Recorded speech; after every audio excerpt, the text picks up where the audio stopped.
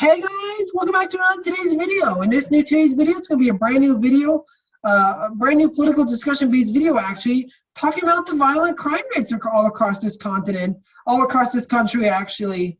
But before I begin, this is going to be, I'm going to break this video into two parts. The first part will be talking about the surges and violent increases, and the second part, will be talking about reforming the U.S. prison-industrial complex, reforming the prison systems.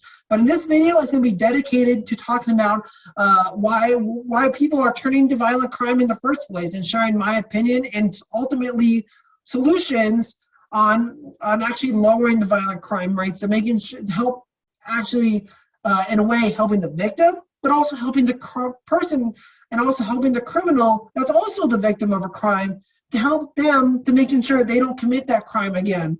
But before I begin, aren't you tired of American politics? Aren't you tired of the political dysfunction? Aren't you tired of the gridlock, the division, and also the two parties' unwillingness to actually come together and come together and work together to find common ground solutions to actually on the critical issues that we care about today, like the rising crime rates, like COVID, like inflation, and also the border crisis that's currently going on, that's at the fault of President Joe Biden.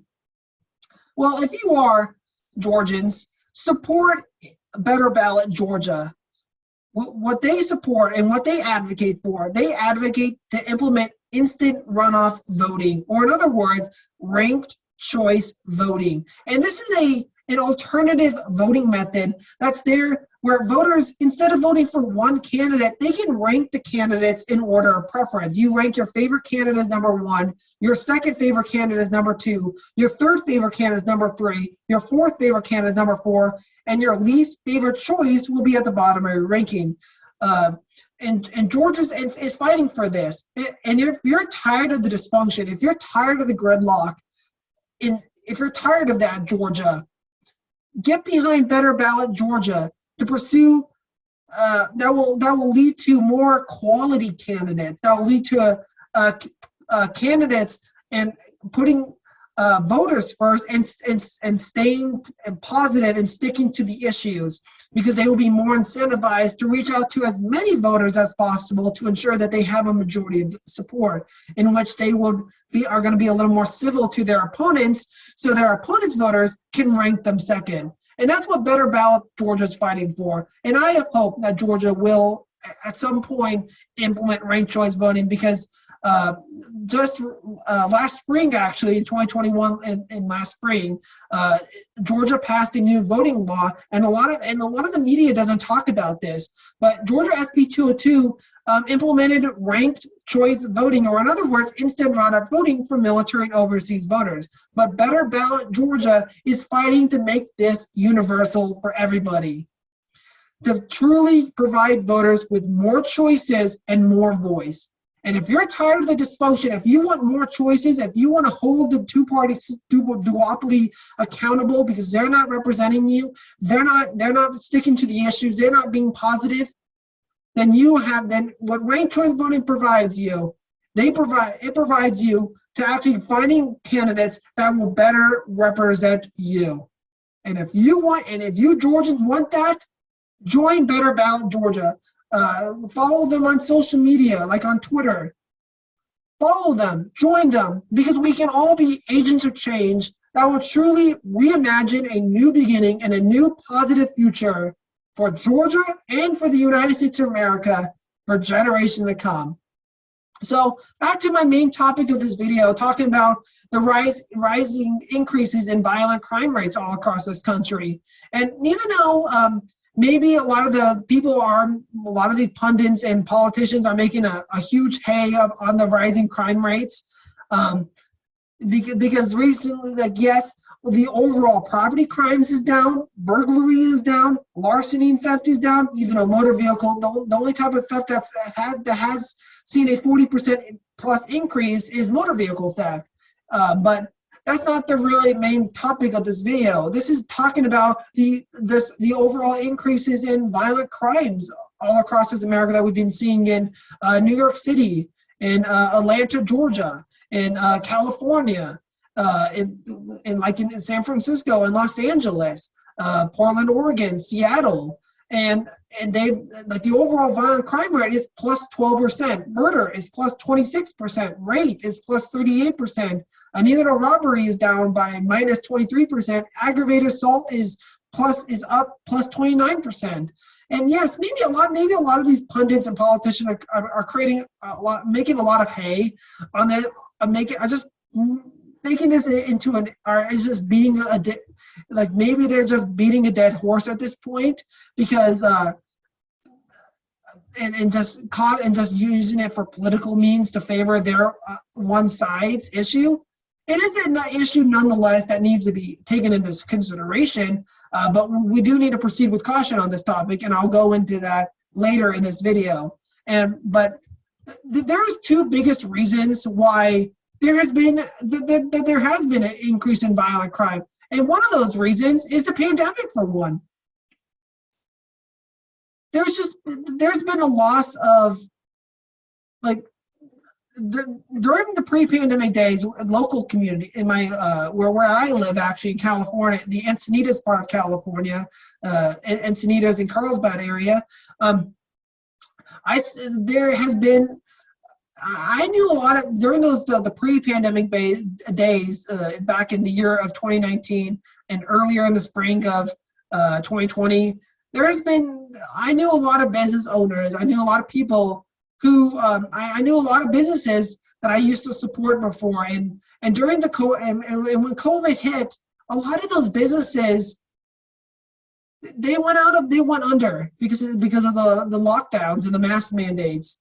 And this is before the vaccines and all, and that's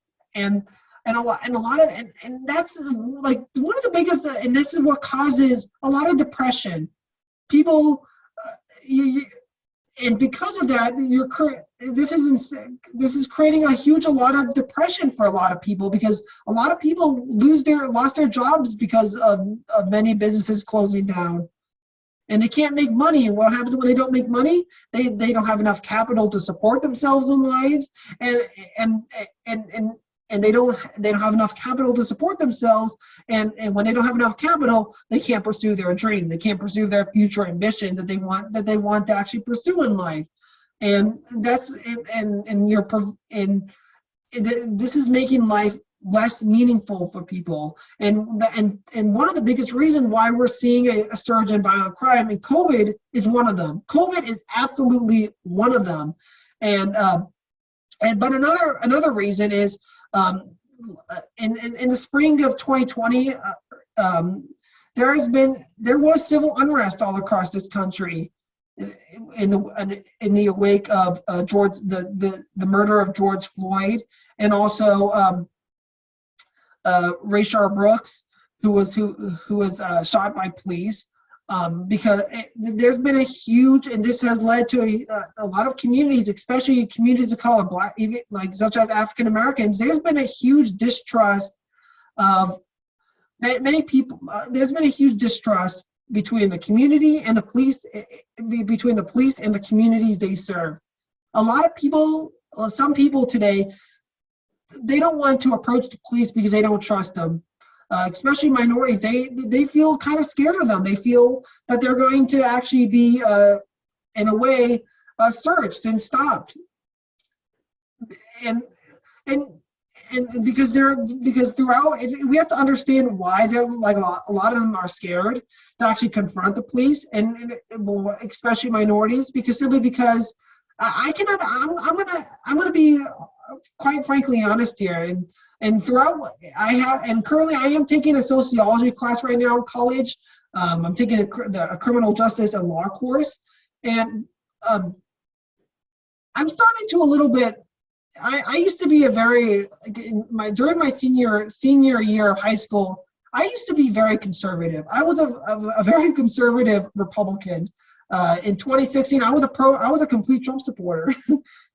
In my high school year, I advertised myself as a Trump supporter. I always wore my "Make America Great Again" hat.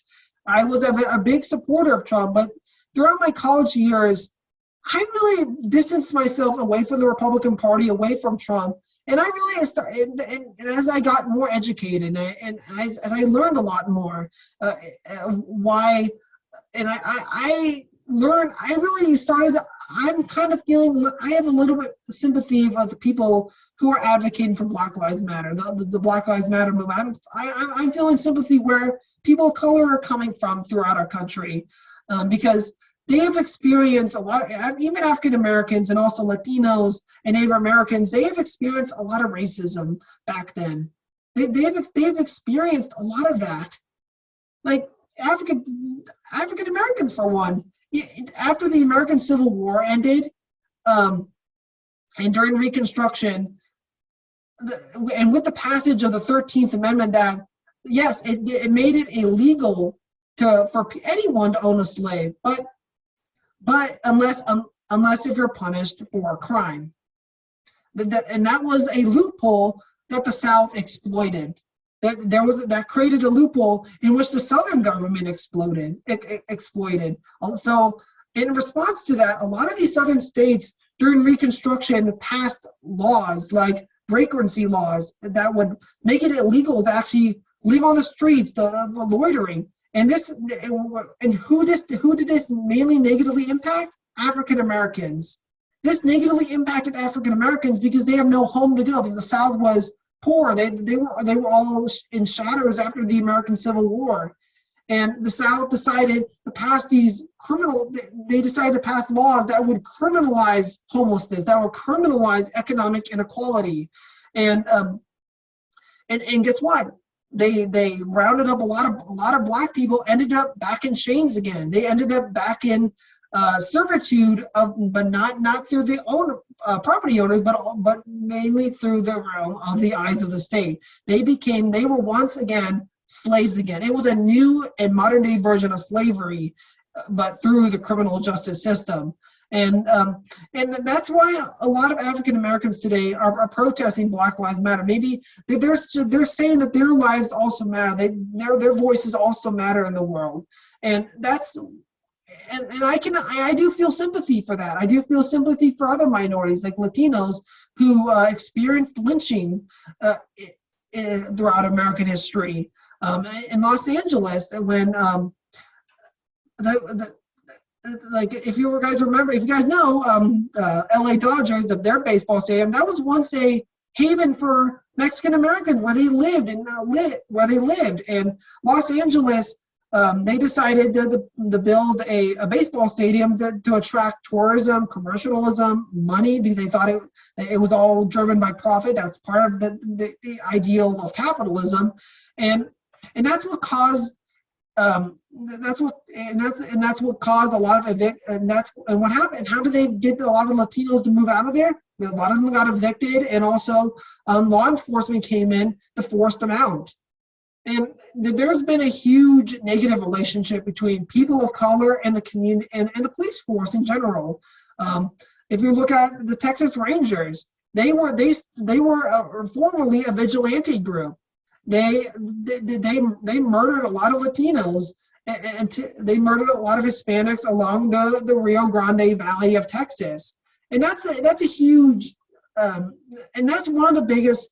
And I do feel a lot of sympathy for a lot of people of color and minorities, simply because I understand you guys. I know you guys dealt with a huge amount of racism before, and I understand that.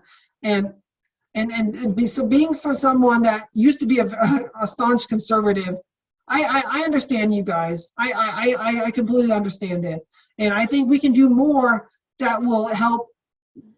I think there is a way out of it to actually embrace, to actually heal the human relationship between the police force and the communities that they serve. And these two major regions, I don't think it's gun violence. I don't like drawing the issue, the bringing into gun, I don't think guns are going to be banning guns or banning guns ultimately is going to actually solve the violent crime rate, because it's not.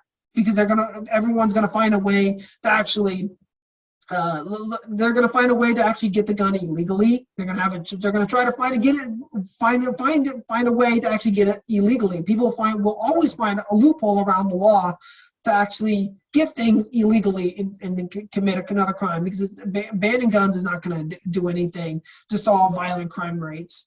And also COVID is one of the that's another. Like community distrust between the police is the second reason, is one reason, and also it's also the pandemic as well. That's also the biggest reason. And a lot of these prosecutors, not prosecutors, but Republicans have been blaming President Biden. A lot of they've been blaming Democratic policies. It's the Democrats. It's the Democrats for one. They're using politics in a way to actually blame. They're blaming them for the rising crime rate. They're saying that they have embraced the far left, the radical left, in a way to actually that they've been appeasing their policies, like such as, because there's been movements. Some cities have fully embraced the ideal notion of defunding the police. They've been scaling back police resources. They've been softer on crime. The Republicans have been blasting that. They've also been blasting district attorneys. And that's in California, where they've been letting criminals out in prison, from prison, and they've been reoffending again.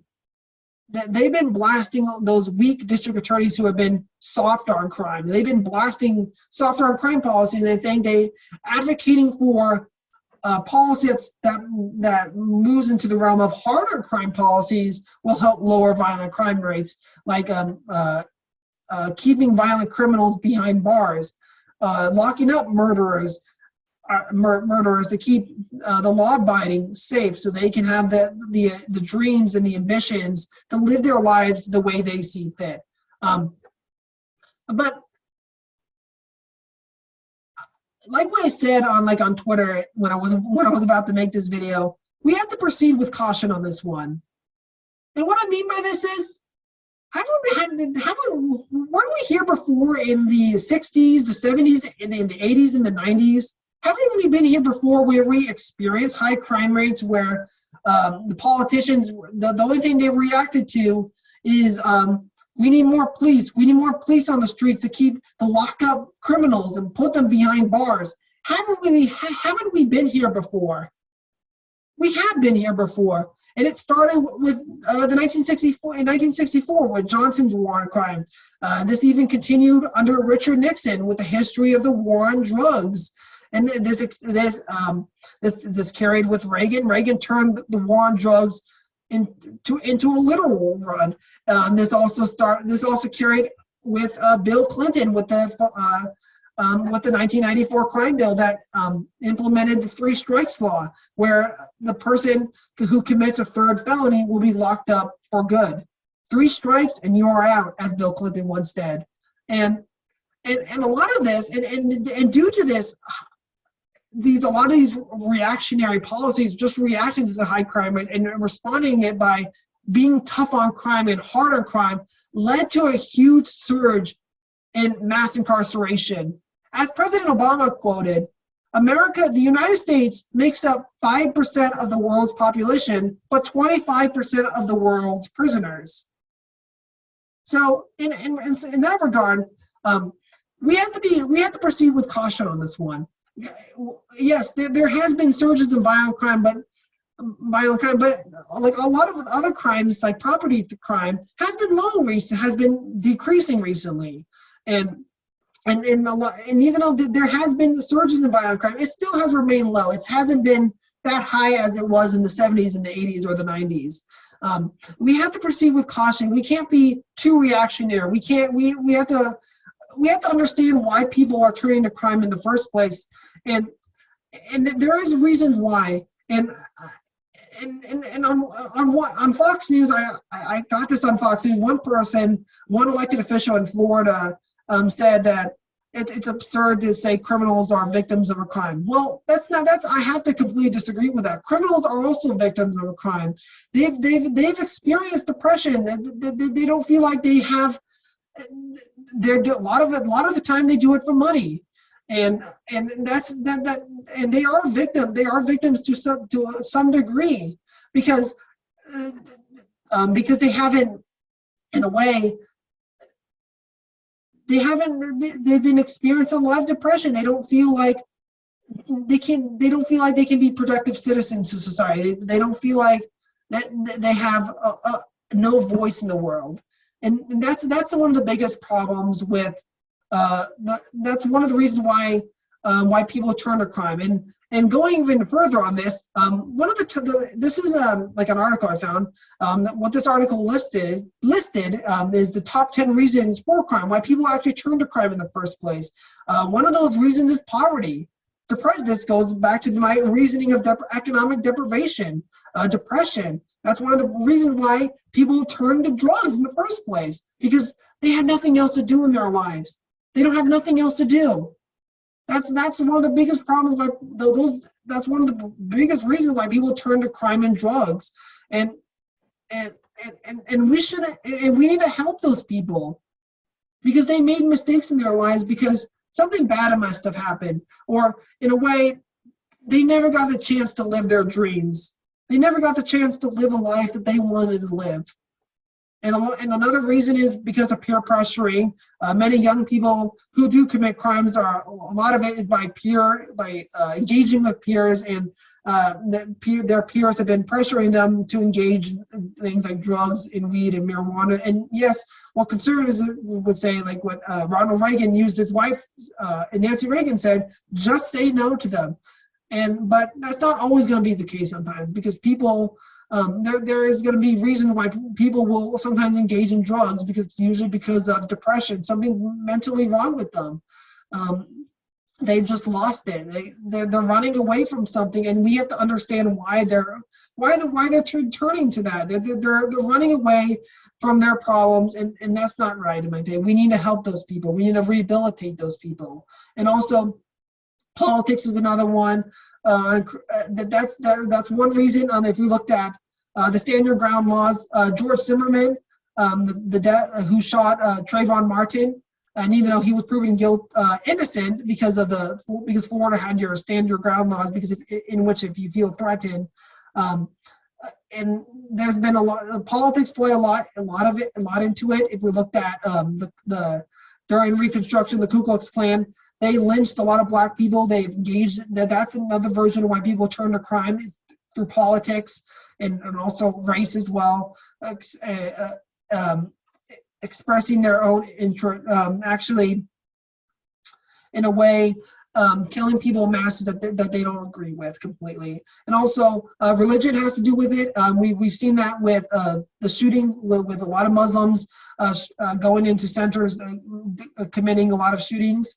That's another reason why people turn to crime. Religion is one of them. You have those religious fanatics who have murdered innocent people based on their school of thought. And also, you have family conditions. That's a big reason why people go back to crime in the first place.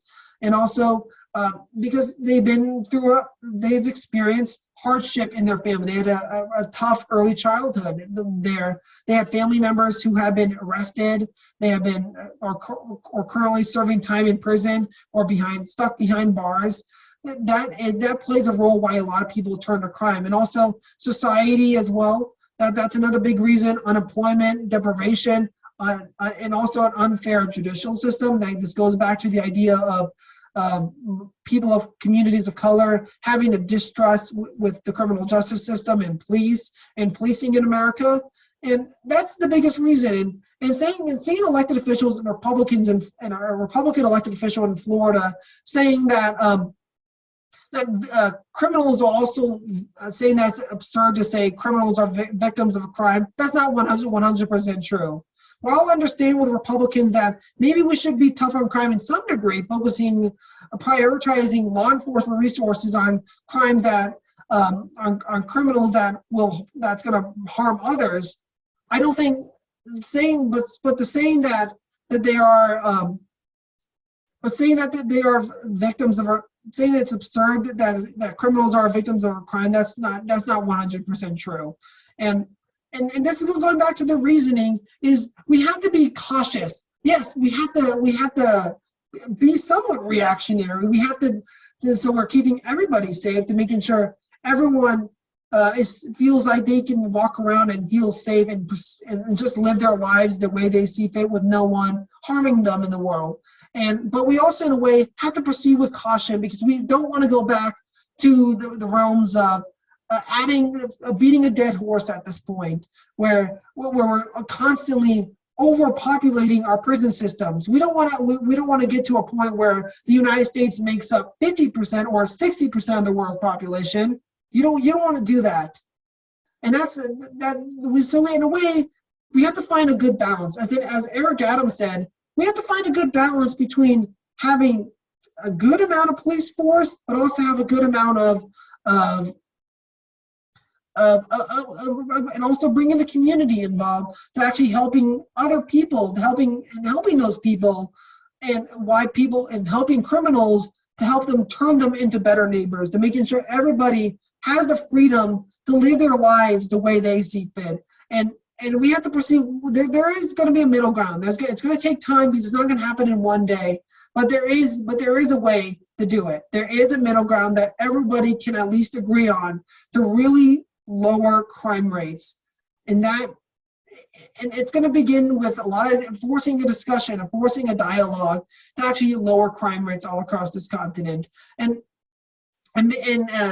now, since you heard my overall opinion of where I stand on a lot of issues, now let's talk about, now I'm going to be talking about my solutions on how I would address the rising crime rates in violent crimes, and also my solution to reimagine policing in America to help rebuild the trust between law enforcement and also the neighbors that they serve and protect. So the first area of my first solution is ending COVID policies, ending these mask mandates, ending these vaccine and booster mandates, getting rid of a lot of these COVID restrictions like the lockdowns, and putting the focus on getting the economy going again. I'm going to say this here right now, expressing my opinion. These COVID lockdowns do not work, as John Hopkins has pointed out. COVID lockdowns just makes the problem more worse. It proves more harmful than beneficial.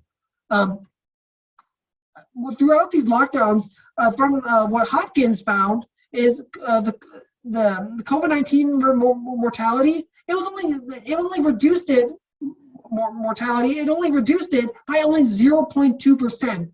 And also these shelter-in-place orders, they were also effective, and it only reduced COVID-19 mortality rating by only 2.9%. So a lot of these lockdowns need to go away because it's doing far more harm than good, because people just want to go back to their day-to-day lives. A lot of these people, even the people that are in my community, they're getting frustrated with the mask mandate. They're getting frustrated with it. They're beyond tired of it. They want their liberties and their freedoms back. And we need to answer that call. We need to put an end to these COVID-19 policies and putting the focus on getting the economy going again and bettering the lives of everyday Americans and everyday Americans, for one.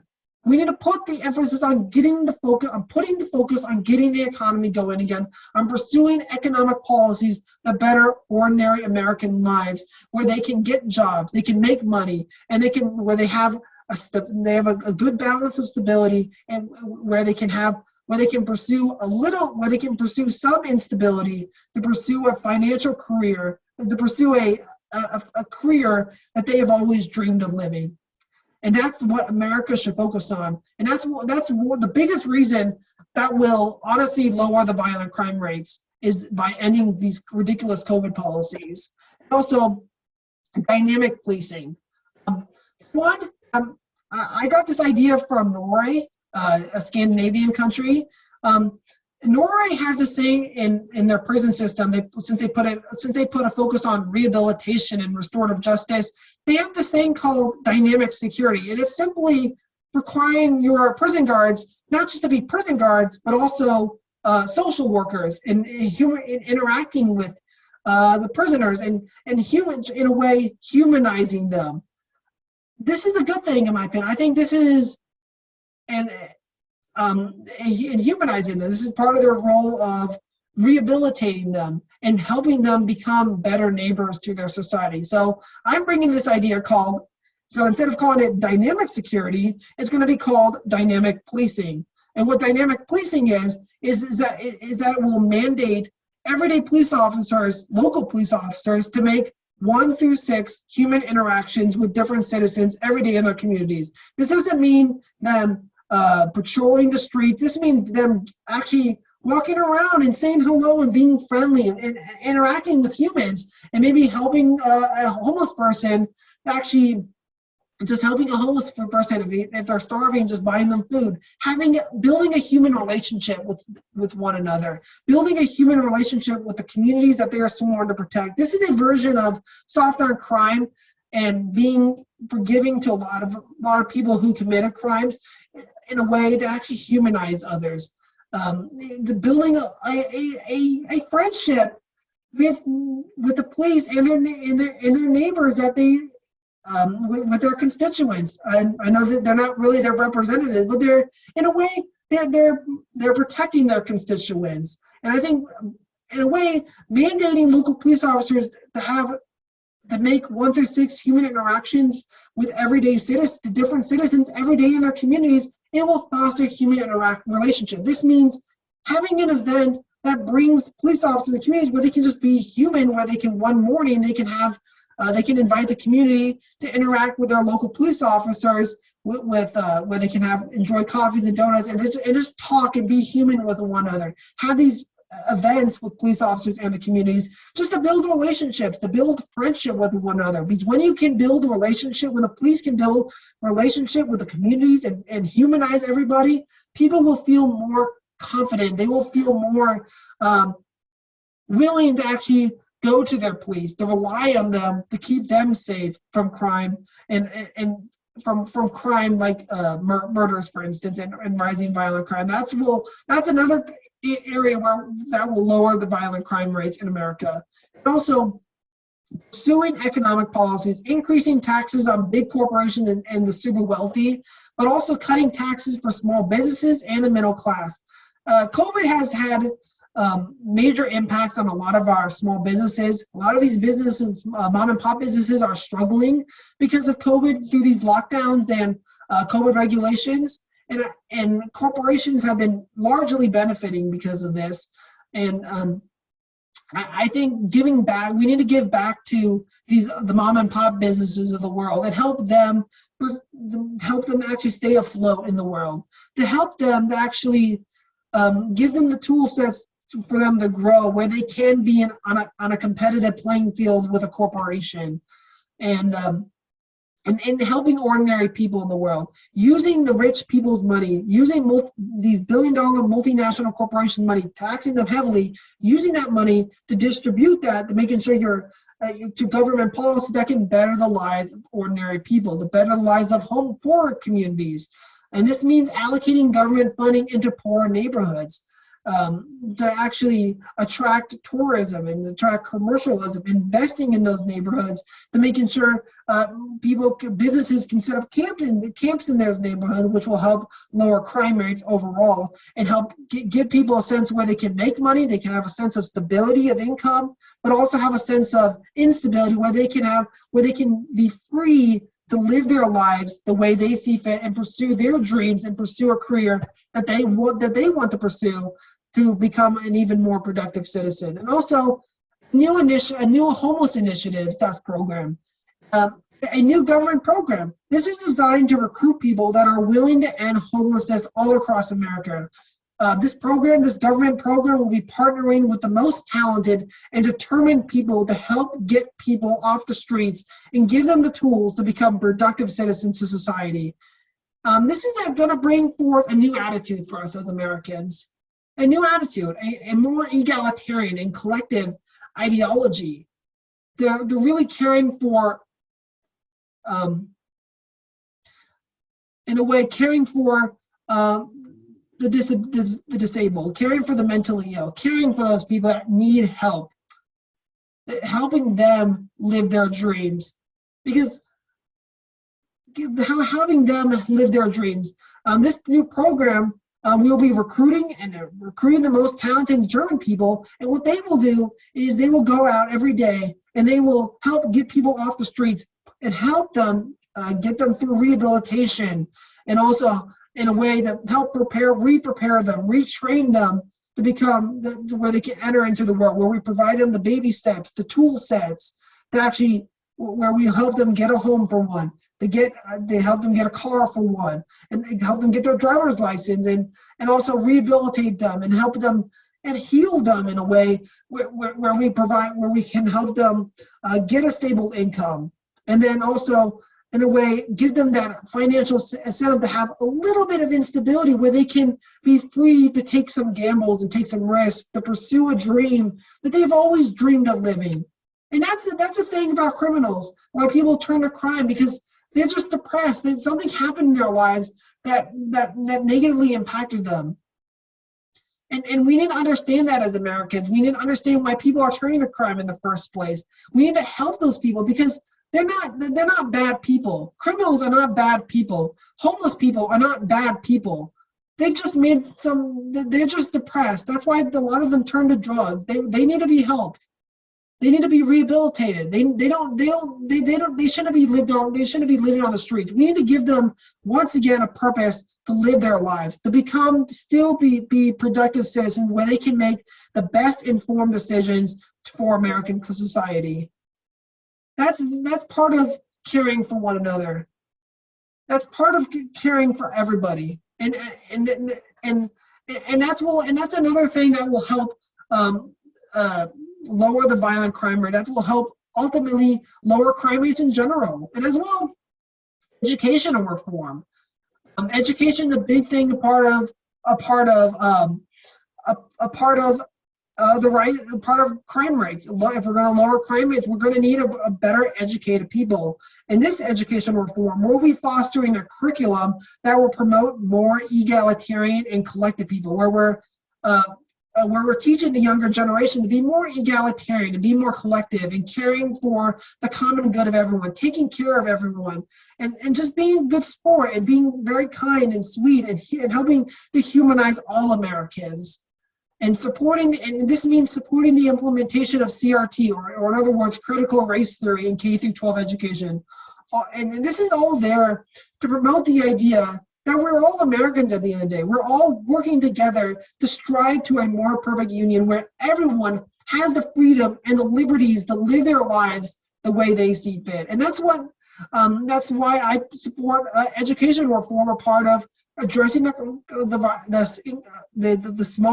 increases in violent crime, and also reimagining policing. This type of egalitarian and collective spirit is what America needs more than ever. It's a sense of a new type of nationalism where we're all taking care of one another. We're all caring for one another. We're sticking up for one another. We're being human for one. That's the biggest part of it. We're understanding that our negative attitudes will affect other people's behaviors. Our negative understanding that our race, being somewhat racial stereotyping or being racist to others, will affect other people's behaviors. The next generation need to understand that. And that's how we're going to really lower the crime rates. Is in this country. And also another thing is ending the war on drugs for one.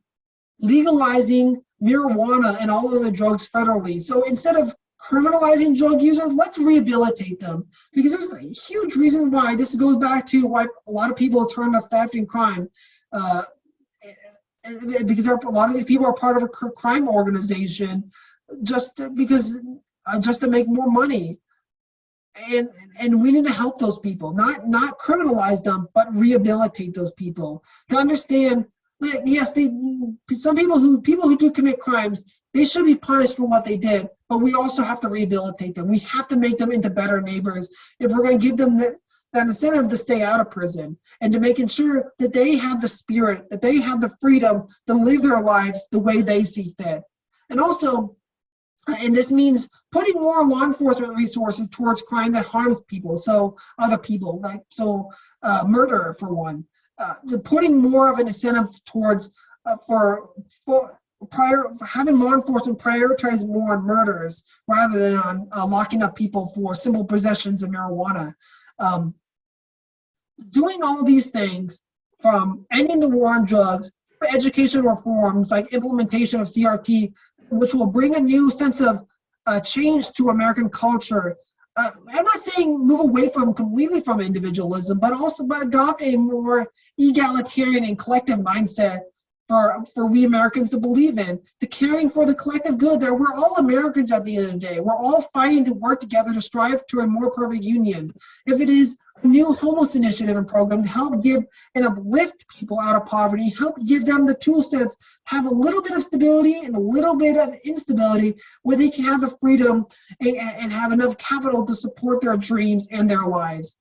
Also, having economic policy to better the lives of ordinary Americans and even mom and pop businesses, and allocating government funding and money into poor neighborhoods to make it where businesses are more giving them a more incentive, a financial incentive to actually go in there and set up shop and actually create jobs and commercialism and tourism in a way to help prosperize that community. Also, dynamic policing, bringing a new mindset to policing, mandating your local police officers to make 1 to 6 human interactions with different citizens every day in their communities.